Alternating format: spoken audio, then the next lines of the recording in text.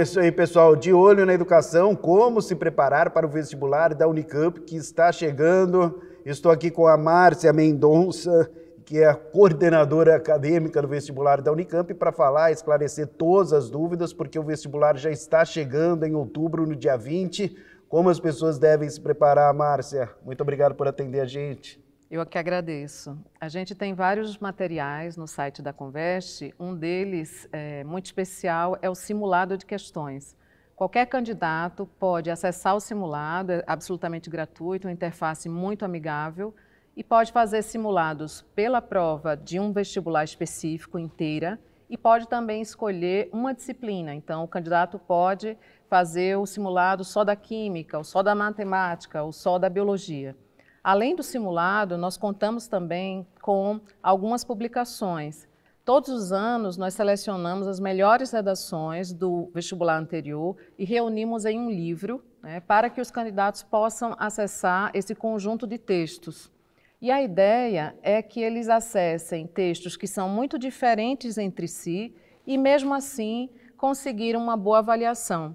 Então, a gente recomenda que os candidatos acessem esse livro. O último foi recentemente lançado, tem no site da editora da Unicamp, também em sites de outras vendas online, e tem os dos vestibulares anteriores, tanto do vestibular indígena quanto do vestibular maior, né, o vestibular Unicamp, como a gente conhece. Bom, e para se preparar também tem o CRIA Unicamp, né? Gostaria que você falasse um pouco mais sobre isso, esse programa. Esse é um evento que nos traz muita alegria. Nós recebemos aqui, mais ou menos a cada encontro, cerca de 300 jovens que podem vir tanto de escolas particulares quanto de escolas públicas aqui da região de Campinas. Há uma inscrição prévia. E no CRIA, a cada sábado, ele dura de 9 às 12, são tratados tanto uma das obras literárias quanto uma das disciplinas. Então, nós estamos 2 aulões por encontro, com professores que são renomados, professores que trabalham com ensino médio, ou seja... Especialistas mesmo, né? Sim, especialistas de cada área e de cada obra, e eles trabalham com esses conteúdos para os alunos, né? Então, nós temos isso já é o nosso 2º ano com bastante sucesso. Bom, então uma forma realmente interessante de já ir treinando, aquecendo aí para o vestibular, né, Márcia? E eu destacaria uma outra coisa, que nós temos no site todas as provas comentadas de todas as edições dos vestibulares. Olha só. Então, quando ela vem comentada, ela vem não só com a resposta, tanto da fase 1 quanto da fase 2, mas com aquilo que a banca estava esperando como resposta, especialmente para a fase 2, em que as candidatas e candidatos precisam escrever a resposta. Então, a prova comentada traz as indicações de como uma resposta adequada poderia ser formulada. Isso está tudo disponível no nosso site. Bom, diz a lenda aí que a melhor maneira de estudar é com provas anteriores. É isso mesmo, Márcia? Porque você faz a prova, já treina, pega o ritmo, também tem a questão do tempo, que é bem interessante, você vai calculando, administrando o tempo, é mais ou menos por aí? Sim, sem dúvida. A prova comentada, ela serve para ambientar o candidato e a candidata naquele exame. Então, o estilo de prova, o modo como os enunciados são formulados, prestar atenção, e aí um pouco das dicas de professora, né? Eu sou professora, né? Como ler o enunciado. Olha muito aí, importante pessoal. Observar o que é pedido, né? Se é pedido que você explique, preste atenção que talvez você precise apresentar razões. Se é pedido que você descreva, você precisa trazer detalhes. Sempre tem uma pegadinha ou outra, não tem? A gente não diria que é uma pegadinha, mas os verbos são importantes, eles estão lá para indicar para os candidatos, para que ele faça uma leitura atenta do enunciado. Não, isso é fundamental, né?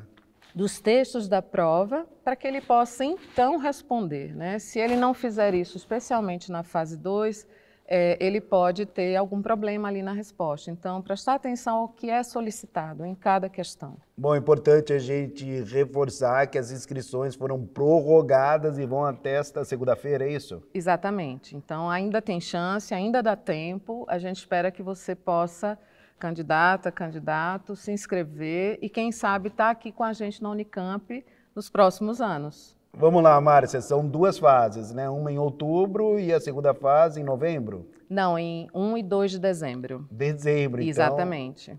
Tá. Tem mais ou menos 1 mês e 10 dias de intervalo, que é um intervalo que a gente considera adequado para a pessoa se refazer e ir para a segunda fase. Com novidades esse ano, né? O vestibular da Unicamp, termos de horário, também prova no Recife, a questão do treineiro. Explica tudo pra gente, por favor, Márcia.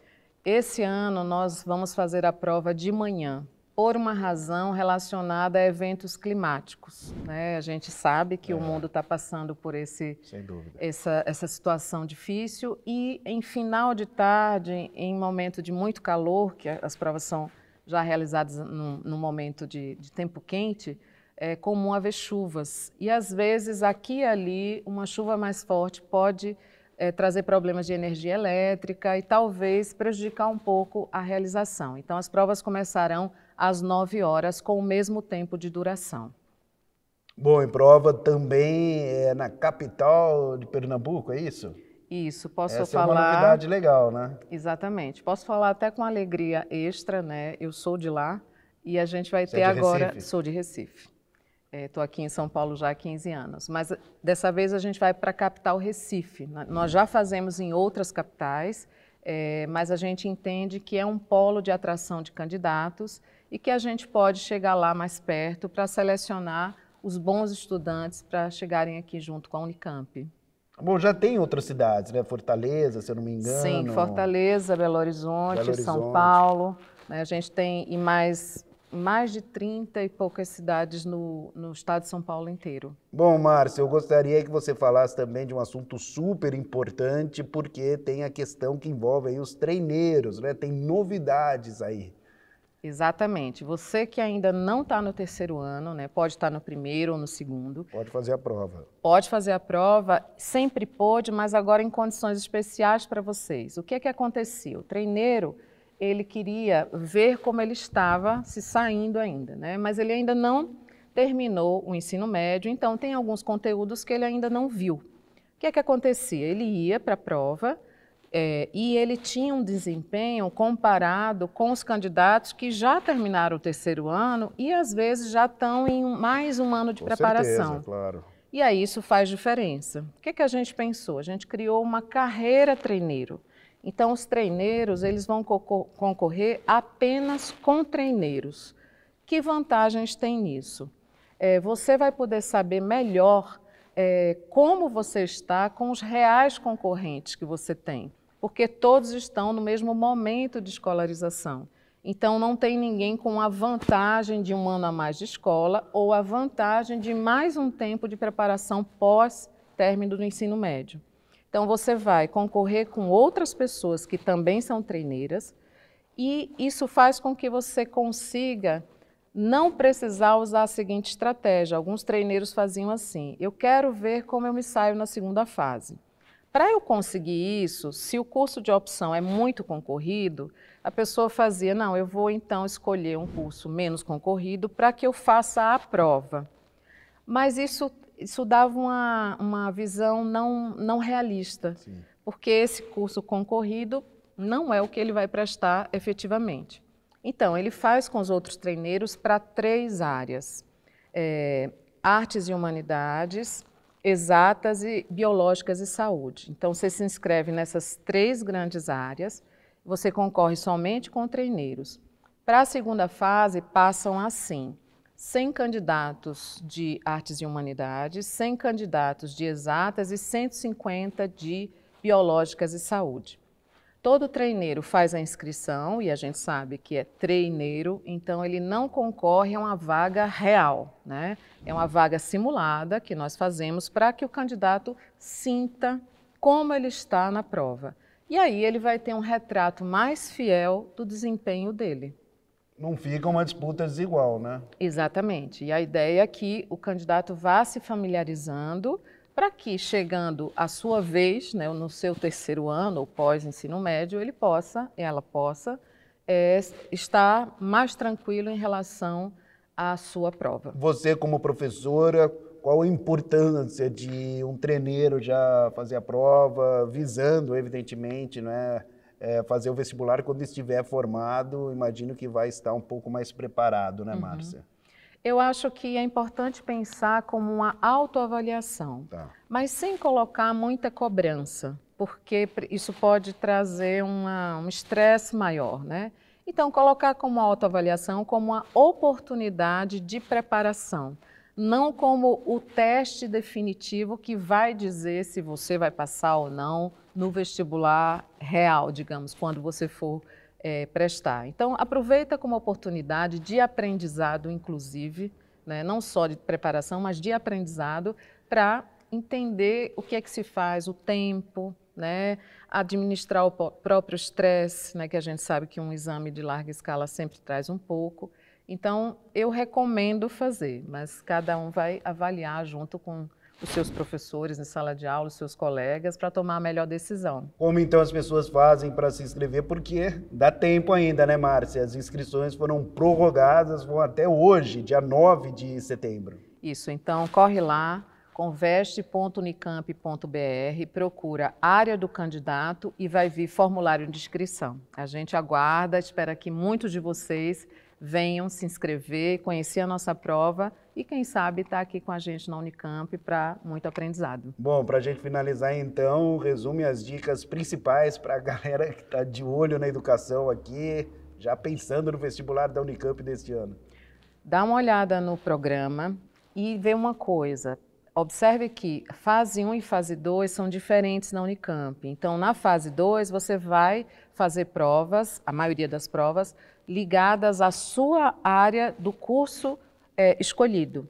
Então, veja especialmente para a segunda fase o que é que você precisa se concentrar mais. A parte toda de escrita é importante, tanto na redação quanto nas outras provas da F2, né? Toda ela é aberta. E observa as provas anteriores com os comentários. Acho que te ajuda a observar como é que a Unicamp pensa a prova. Ela sempre tem temas bastante atuais, então um candidato, uma candidata que esteja informado sobre o nosso mundo, sobre o nosso país, sobre as coisas que acontecem, ele já terá alguma vantagem em relação aos demais pelos temas.